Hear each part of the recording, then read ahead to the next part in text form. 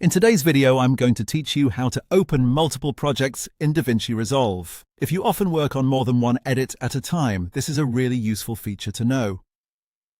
Instead of closing one project and going back to the project manager every single time you want to open another one, DaVinci Resolve gives you a much faster way to move between projects.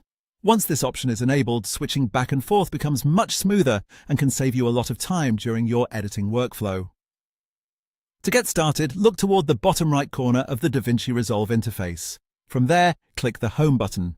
This will take you out to the area where you can manage projects and access additional project-related options. If you're not used to going here, just know this is where some of Resolve's broader project settings and controls can be accessed. Once you're there, right-click anywhere in the open, empty space. Make sure you're clicking on a blank area so the correct menu appears. In the menu that opens, choose Dynamic Project Switching. This is the feature that allows DaVinci Resolve to keep more than one project available so you can move between them more easily.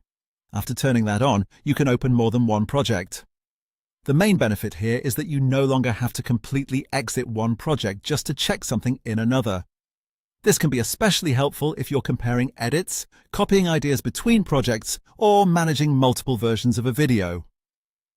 Now, when you have multiple projects open, look at the top of the interface where the current project name is displayed. You'll notice a small drop-down icon there. Click that icon and you'll see the available open projects. From there, simply select the project you want to switch to. That's it.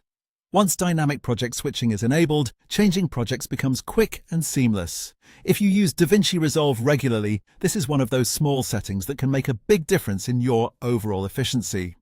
It helps keep your workflow more flexible and makes multitasking inside the program much more convenient. So again, go to the Home button in the bottom right corner, right-click in the open space, enable Dynamic Project Switching, and then use the project name drop-down at the top to switch between your open projects. A simple feature, but definitely a helpful one.